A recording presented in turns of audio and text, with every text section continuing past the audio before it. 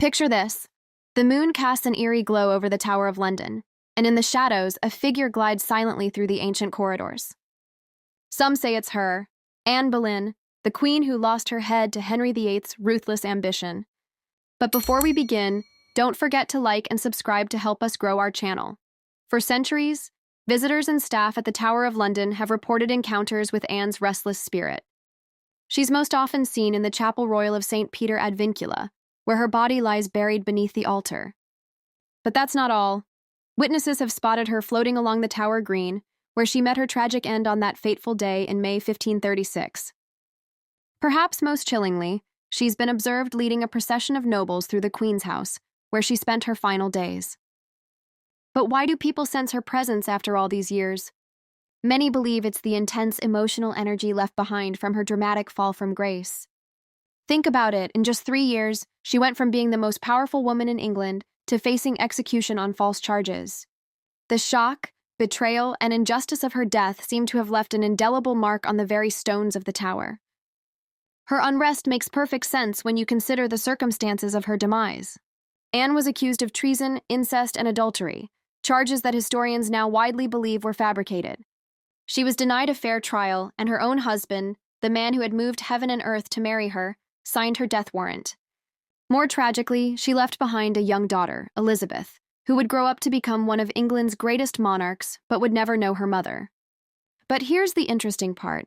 Unlike many ghost stories that paint spirits as malevolent entities, Anne's ghost isn't known to be harmful or threatening.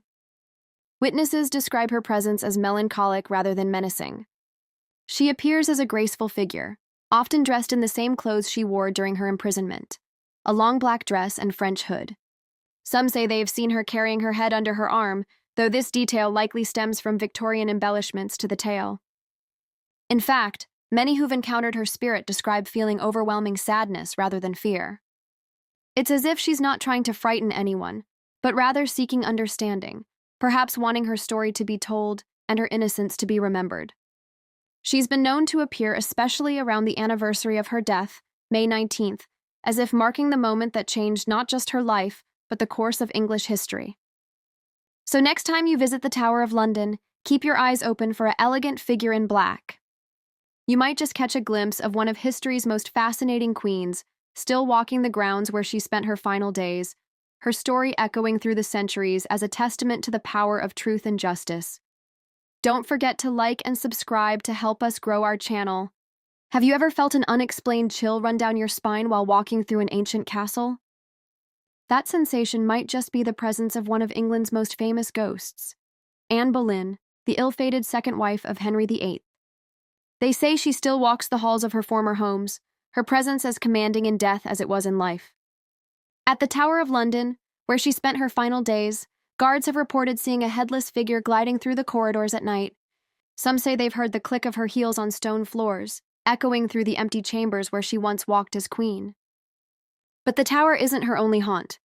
At Hever Castle, her childhood home, visitors have reported catching glimpses of a pale figure in Tudor dress standing by the window of her old bedroom.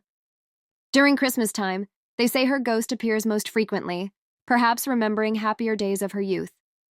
Hampton Court Palace holds its own share of Anne's restless spirit. In 1864, a visitor fainted in shock after reportedly seeing Anne's ghost, leading a procession of ladies through the palace's gallery of grace and favor. She was described exactly as her portraits show her, wearing a rich black dress, her dark eyes intense and captivating. What's particularly fascinating is how these sightings often occur on significant dates. May 19th, the anniversary of her execution, is when most encounters are reported.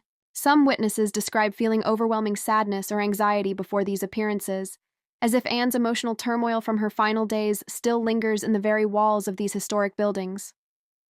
But why does Anne's spirit remain so active centuries after her death?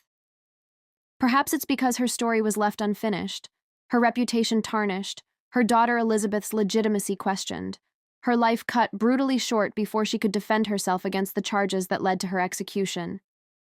Or maybe it's because we refuse to let her memory fade. Anne Boleyn wasn't just Henry VIII's wife. She was a catalyst for change in English history, a woman who helped spark the English Reformation, and whose daughter would become one of England's greatest monarchs. Her ghost stories seem to mirror her lasting impact on history, refusing to be forgotten, demanding to be remembered. So the next time you visit these historic places, keep your senses alert. That unexpected cold spot, that fleeting shadow, that inexplicable feeling of being watched. You might just be in the presence of Anne Boleyn herself, still walking the halls of her former kingdom, still making her presence known in the world she helped shape. Don't forget to like and subscribe to help us grow our channel. The Tower of London's reputation as a grim prison is well known, largely due to the high-profile executions of figures like Anne Boleyn and Lady Jane Grey. However, a deeper look into the tower's 900-year history reveals a far more diverse and complex roster of prisoners, held for a surprising range of reasons. While many prisoners were indeed aristocratic traitors, the tower's inmates also included kings, commoners, and even German spies.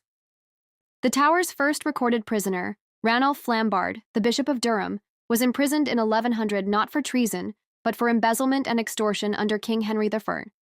His ingenious escape, using a smuggled rope hidden in a gallon of wine to climb down from the White Tower, set a precedent for daring bids for freedom. Throughout the medieval period, the tower served as a holding place for captured foreign monarchs and nobles. Figures like the Scottish King John Balliol and the French King John II were held in relative comfort, often with their own servants, a far cry from the cramped cells of common prisoners. They were valuable political pawns, not simply traitors to be dispatched. The religious turmoil of the Tudor and Stuart eras brought a new wave of prisoners. Religious dissenters, from Catholic martyrs to Protestant reformers, found themselves confined within the tower walls. For example, John Frith, an early Protestant reformer, was held and later burned at the stake for his beliefs. Conversely, during the reign of Protestant Queen Elizabeth I, the Catholic Philip Howard, Earl of Arundel, was imprisoned for over a decade for his faith and alleged plotting. The tower was not just for the powerful. It also housed everyday people who had committed crimes against the state, such as those involved in the Gunpowder Plot of 1605. Guy Fawkes, the most famous of the conspirators, was tortured within the tower's walls to extract a confession. Even later, during the First and Second World Wars, the tower was pressed into service as a prison for spies. The last person executed at the tower was Joseph Jacobs, a German spy who faced a firing squad in 1941. The tower's long history as a prison is a microcosm of British history itself. It was a place where kings were held captive, religious conflicts were played out, and the security of the realm was protected against all manner of threats, from ambitious nobles to modern-day spies. Its walls have witnessed the fates of both the celebrated and the forgotten, offering a powerful glimpse into the forces that shaped a nation. Don't forget to like and subscribe to help us grow our channel. Thank you for watching, and ring that bell to receive notification on new videos.